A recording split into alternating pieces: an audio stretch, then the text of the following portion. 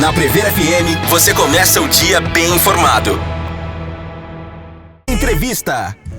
Agora 7h05, voltamos com o primeiro jornal da Prever FM. Hoje recebendo o cirurgião dentista e implantodontista, Dr.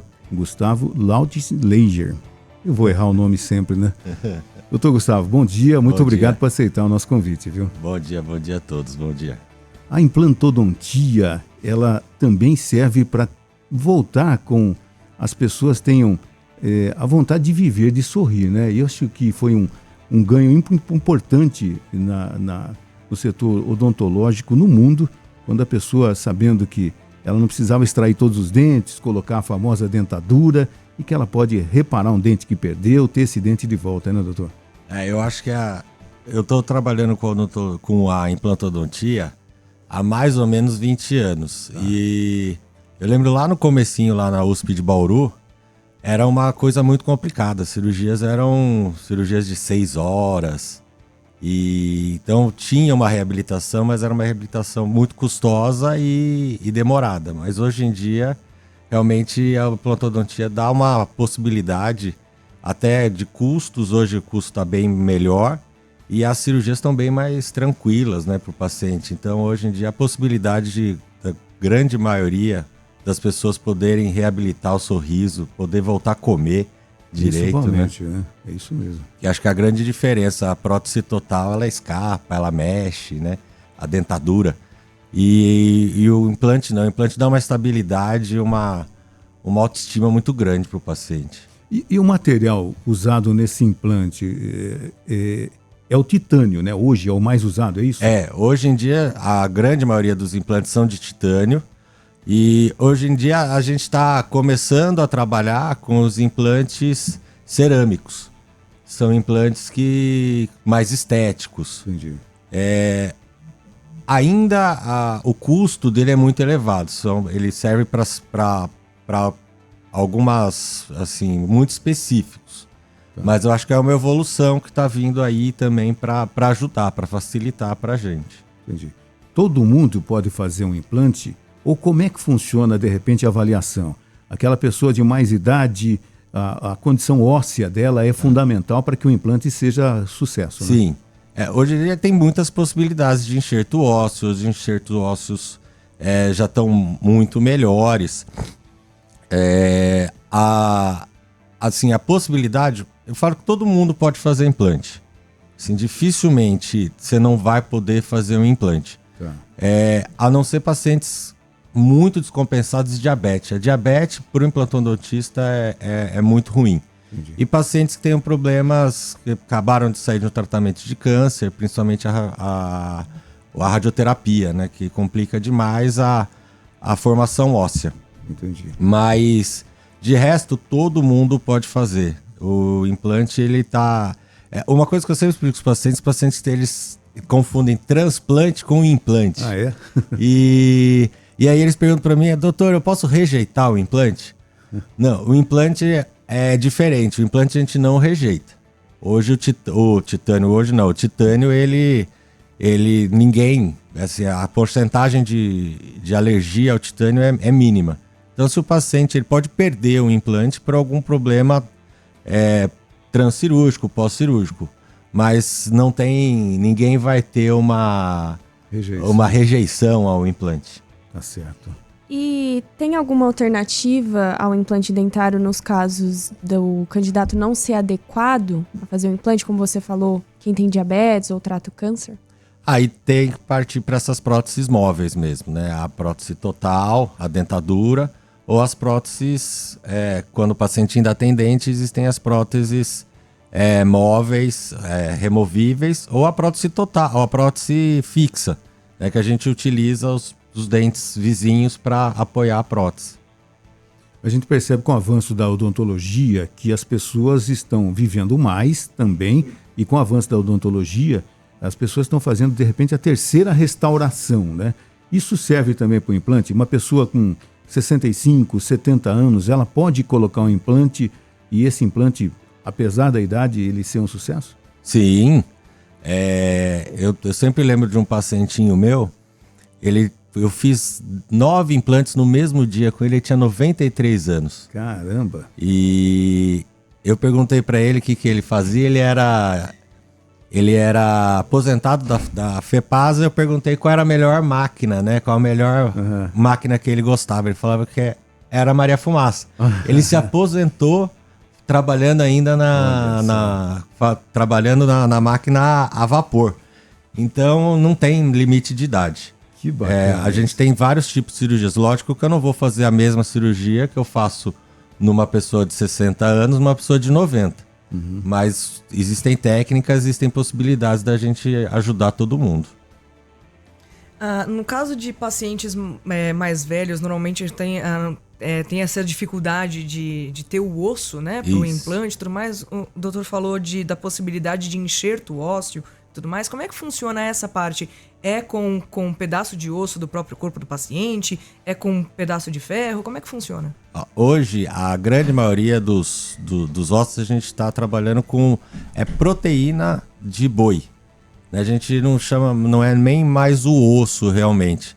Eu cheguei a trabalhar com osso autógeno, né? Que é a gente usava o nosso próprio osso, tirava do queixo, tirava do cantinho da mandíbula. Eu já usei da crista ilíaca, né? Aí isso já acabou caindo em desuso. A gente hoje usa a proteína bovina e que está sendo aos poucos trocada pela proteína suína, que é muito mais próxima à nossa, e hoje em dia a possibilidade da gente estar...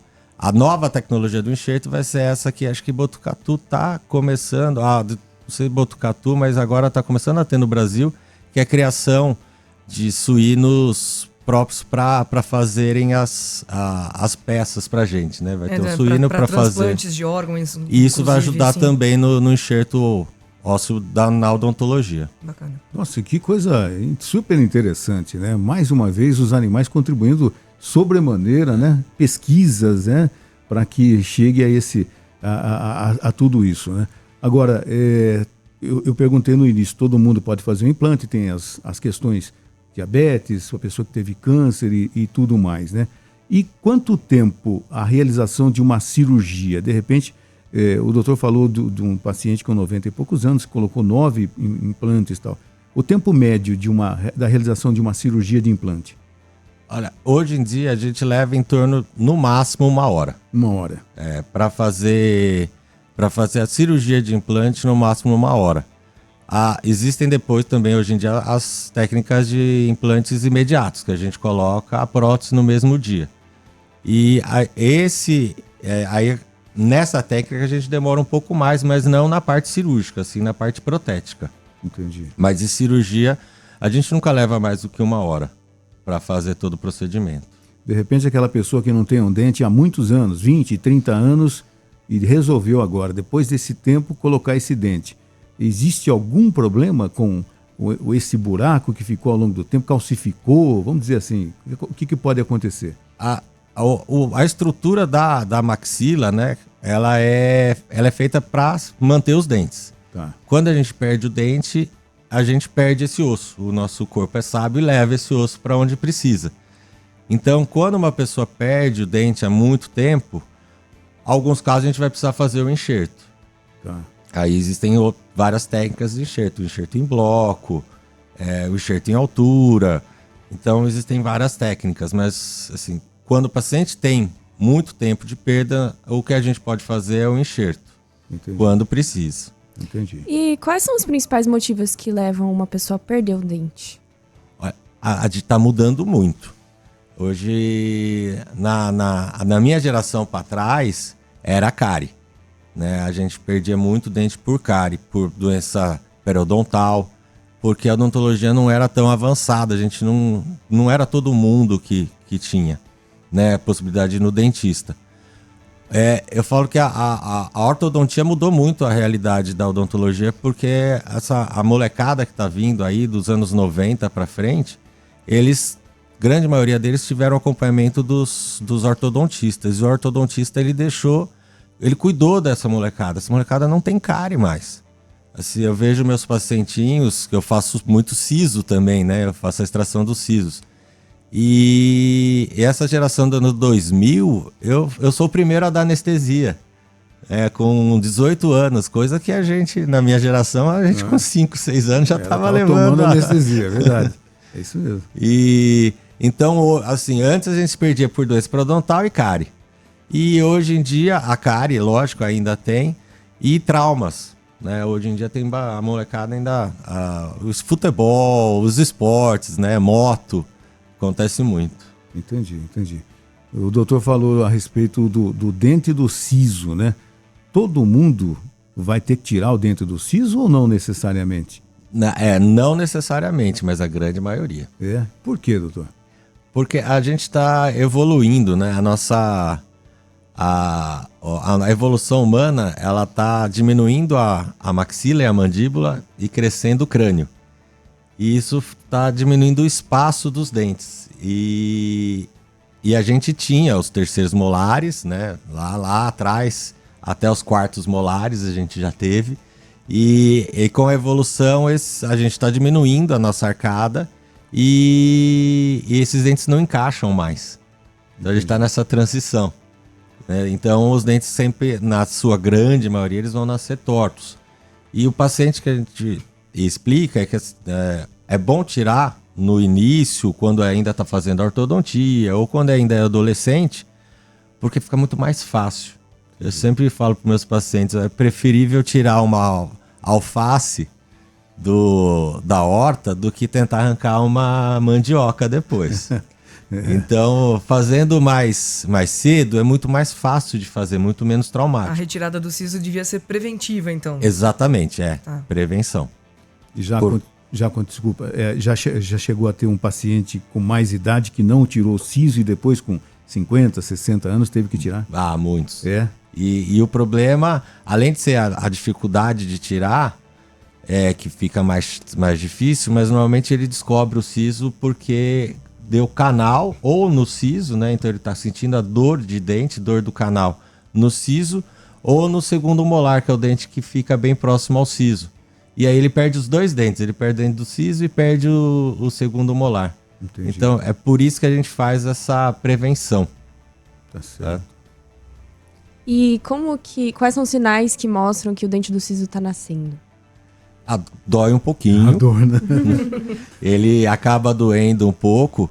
E assim, hoje em dia o que a gente pede sempre é uma prevenção, né? Aí passar no dentista, fazer uma panorâmica. Grande parte da população hoje acaba fazendo ortodontia. Então, com a ortodontia, eles já são encaminhados pra gente, né? O ortodontista encaminha, porque ele vê que não vai nascer ou tá nascendo errado.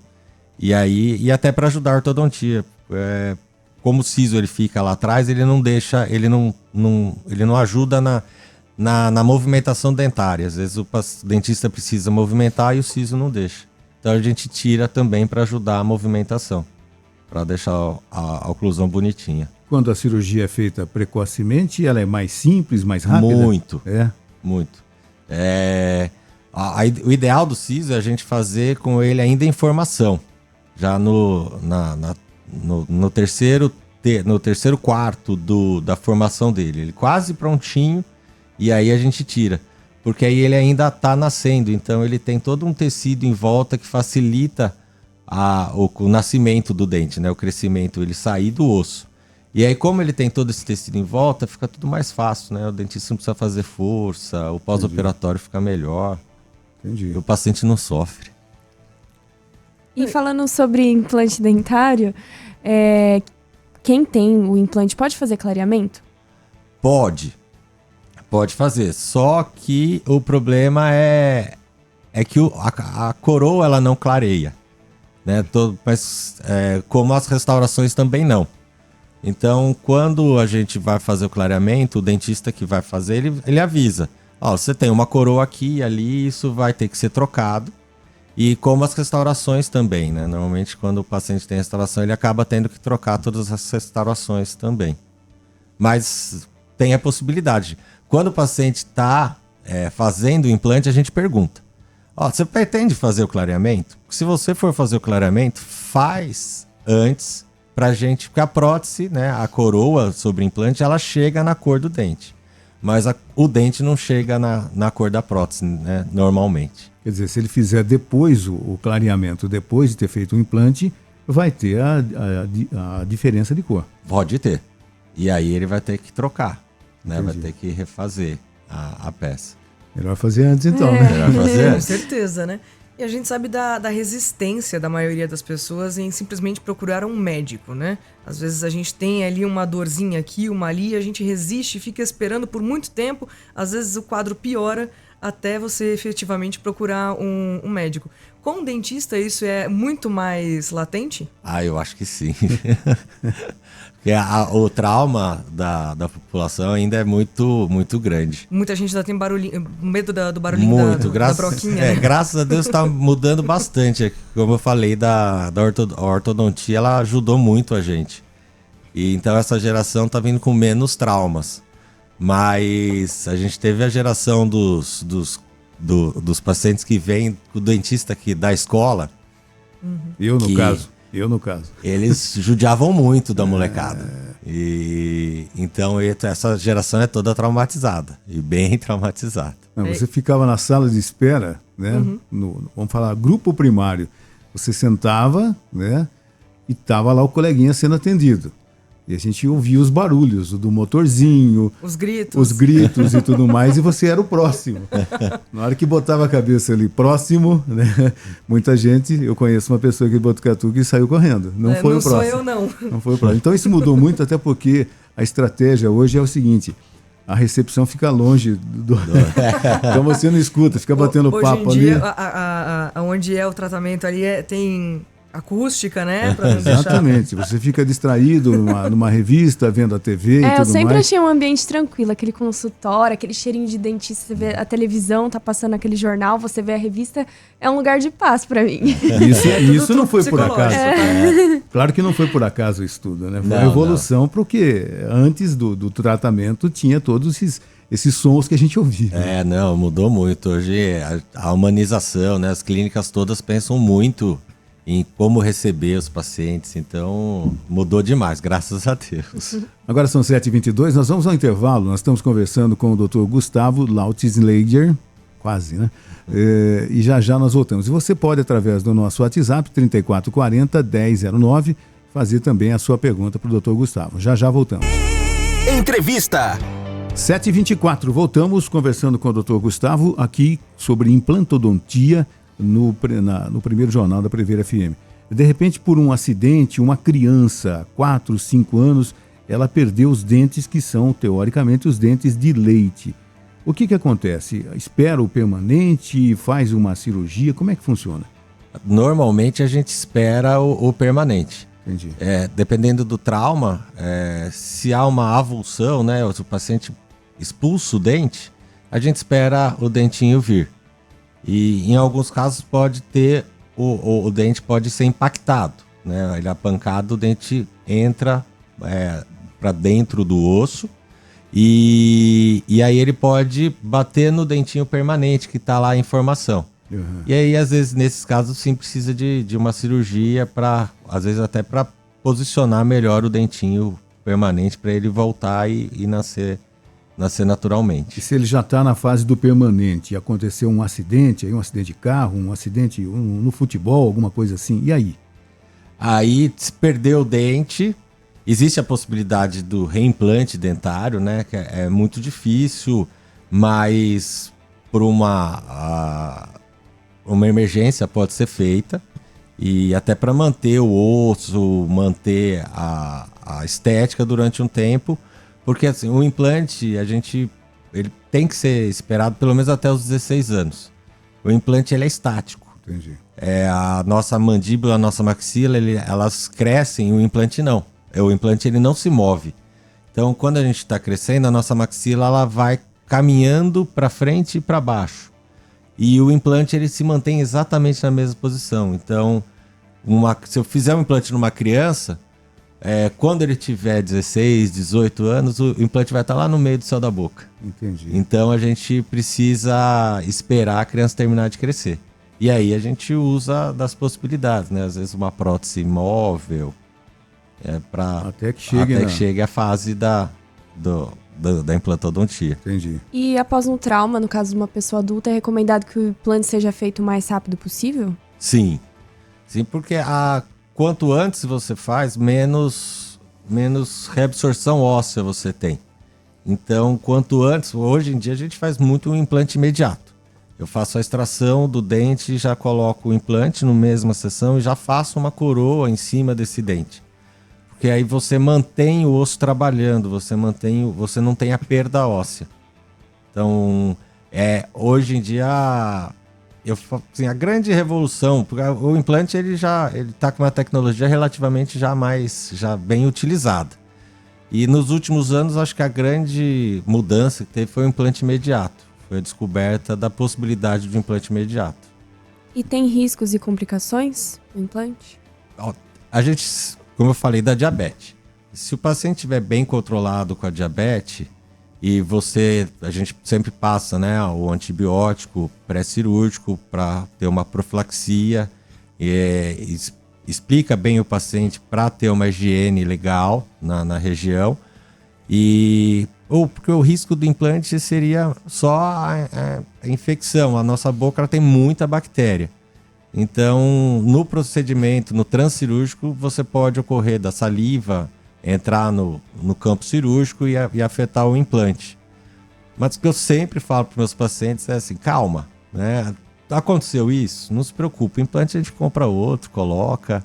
E o importante assim, graças a Deus, complicações mais graves nunca tive e também mesmo é bem difícil ter.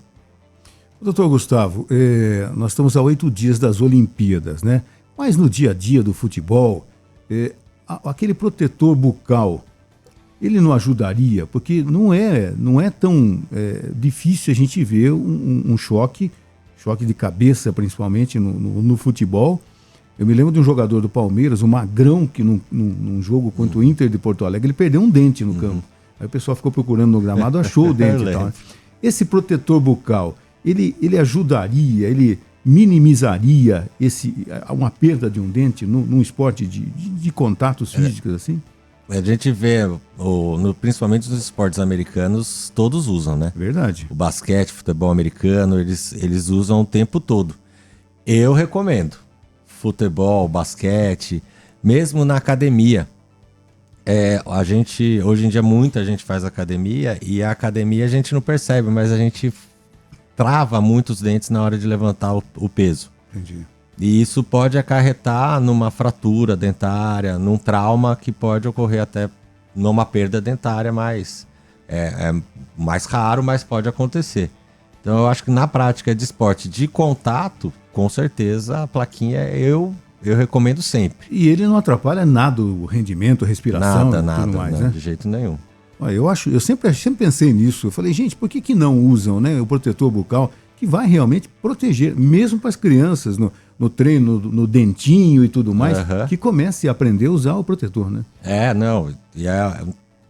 É barato, né? Você pode comprar na internet, tem essas proteções que você esquenta na água, morde. E para a prática de esporte não precisa ser nada muito avançado, não.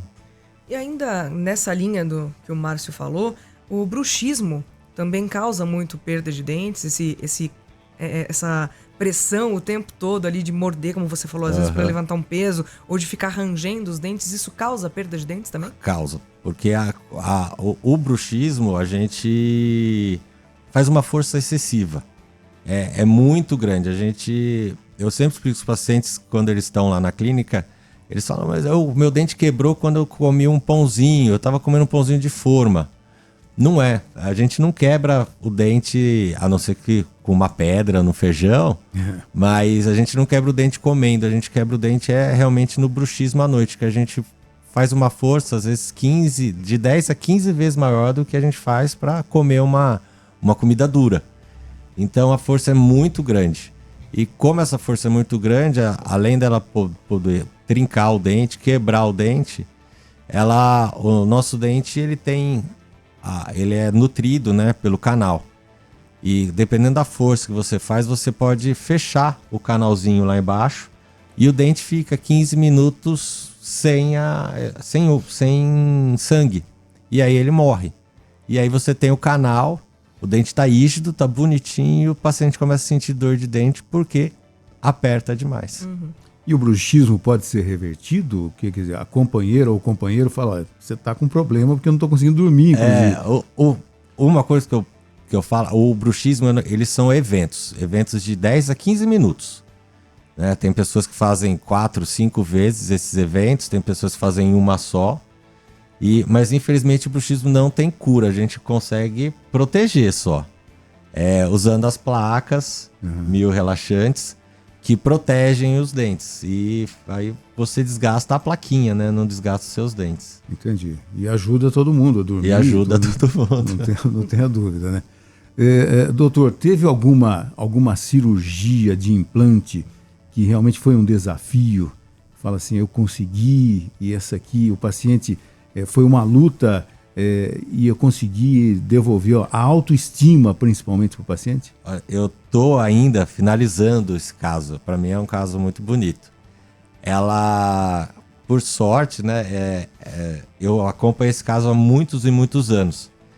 Ela é uma paciente que sofre bullying desde criança, uma paciente já com 60 anos. E ela sofre bullying porque ela perdeu os dentes muito cedo. Entendi. Muito cedo, criança. E então a vida toda ela teve um problema sério com o bullying na escola. E eu fiz minha pós-graduação em Bauru, junto com o Dr. Eduardo Santana.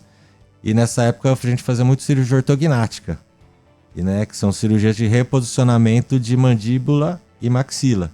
E essa paciente fez esse tratamento com a gente, em Bauru.